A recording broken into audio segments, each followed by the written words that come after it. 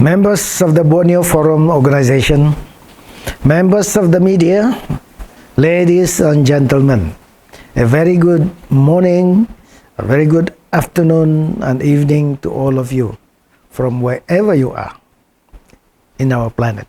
First and foremost, it is a great pleasure for me to be part of today's significant event, the Borneo Forum number 8, a platform for the gathering and alliance of people and viewers from all over the world. With a curiosity and shared long-term vision of promoting and supporting voluntary action to learn and share knowledge and visions about the third largest island in the world, the island of Borneo, and the challenges and extensive economic, social, and environmental opportunities that can be found. I am made to understand that part of the Borneo Forum's vision is to plan, promote, and facilitate these opportunities, and foremost in Borneo Forum's approach is to combat climate change and move to lower carbon emission and resilient societies for Borneo.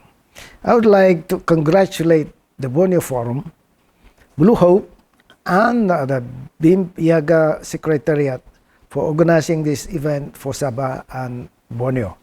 It is indeed a very proud moment for me as Deputy Chief Minister and the head of the Dayak International Organization that the Borneo Forum has decided to hold this timely and critical event at this time and in Borneo. And while the event focuses on example in Sabah, the issues and opportunities have much wider significance because of the topics being presented in this afternoon. As Deputy Chief Minister and Minister of Agriculture and Fisheries, I have taken note of your presentations and will try my best to tackle this through my portfolios. Ladies and gentlemen, my main focus for attending this forum is to cover two particular challenges that we all need to address. And these are on the climate crisis, and the other is the request and the need for the Borneo people to come together to tackle the climate crisis and at the same time grab the economic, social, cultural, and environmental opportunities that can be found in the region. Climate adaptation consists of taking steps to reduce the impact of climate change, while climate mitigation is taking steps to reduce carbon emissions and hence the extent of global warming. To ensure that Sabah is fully prepared to face and tackle the climate crisis, we urgently need to have a comprehensive state climate change adaptation and mitigation and extreme weather disaster risk management programs and policies. At state level, we will do our utmost at working with the new federal government of Malaysia and the cities, districts, local authorities, and agencies in Sabah to address these issues. In a similar manner, I am sure that the countries, government, and authorities that share this great island are already doing something effective. And it is my hope that we can work together for the good and sustainable future of Borneo and its people. In Sabah, the government will focus in promoting green and blue economy and forest conservation. We have already signed a nature conservation agreement as part of our commitment to mitigate climate change. We need to encourage more sustainable development projects while improving project procurement, increasing energy efficiency, future-proofing structures, streamlining regulations, and empowering consumers.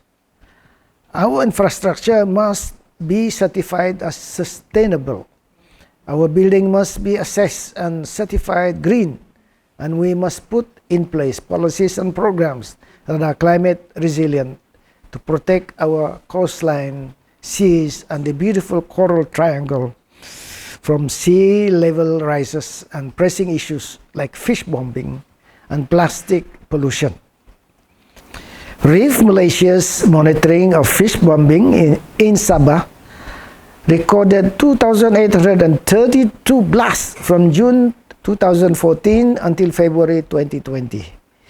It is a regular occurrence in Mantanani, northeast of Sabah, and in Semporna.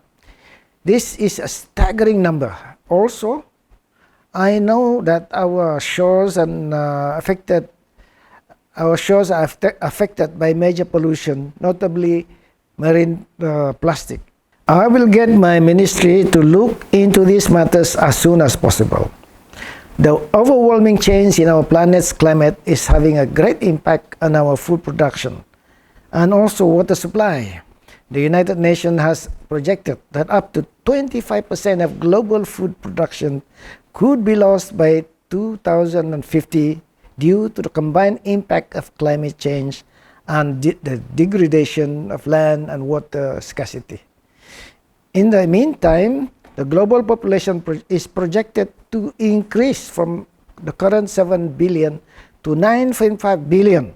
This figure shows that temperature increases will have an impact on crop production in countries all over the world. And we know, for example, that some countries are already suffering. Sabah must be self-sufficient in food supply. At the same time, we have to grow the food industry to a point where we can export to the region and globally, and set an example of how we can manage our resources sustainably and prosper at the same time. We will need proactive approach and the talents to go with these policies and aspirations. Ladies and gentlemen, we should also have a strategic plan to develop our green credentials and green technology in Sabah and Borneo for that matter, because the green market and the green economy will only become bigger as the world shifts towards these carbon-intensive products and energy sources to meet the Paris Agreement commitments. Solar, wind, hydro, and geothermal power can all be harnessed in Sabah. We must now make a conscious policy decision to move away from reliance on fossil oil fuels into the renewable energy in a significant way. Of course, we will need money, but things can be done as already shown in many examples all over the world. What is needed is for government commitments and determination. When governments announced that they would tackle the climate crisis, they allocated money to developing new technologies, showed how they could tackle rising sea levels in a low-lying island, and then they implement them. Sabah can also do the same, and so can Borneo. What the governments did is to rally the businesses, academia, and the people to ensure that funding is available to do the R&D, buy the technology, and bring in the expertise and do the job, and spur universities as well as companies to innovate. So it can be done. And Sabah and Borneo can lead the way. Developing green businesses is not only the right thing to do morally to safeguard the world and our beloved island. It also makes great business sense. Ladies and gentlemen, I hope with this excellent Borneo Forum today and in the future will become a great rallying call and the gathering of countries, cities, and local governments and people from all over the world, our unique and beautiful island of Borneo. I sincerely hope that the Borneo Forum will become a major platform in Asia to systematically look into the impact of the climate crisis and how we together can protect our beautiful rainforests and environments, our unique cities and towns and villages, and our beautiful peoples. I would like our participants to fully engage and on this platform to be a champion of Borneo.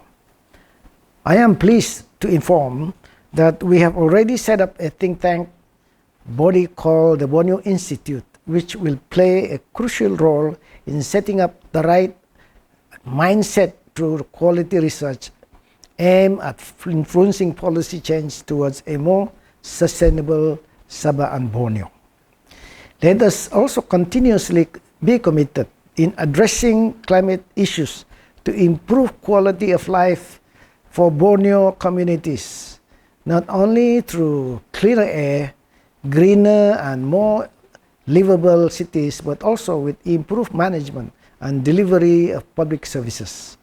At the same time, let's conserve and protect our pristine natural environment and our wilderness.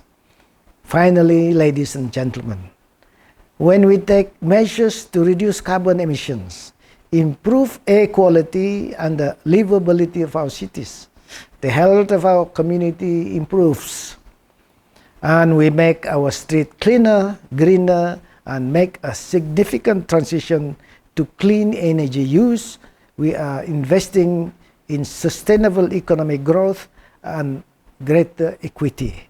And when we take steps to conserve and protect our natural environment, we are ensuring the future life of Borneo and the life of the planet. Ladies and gentlemen, I hope that the next forum will be held face to face, and I hope it will be held in Borneo. Have a great session. Thank you.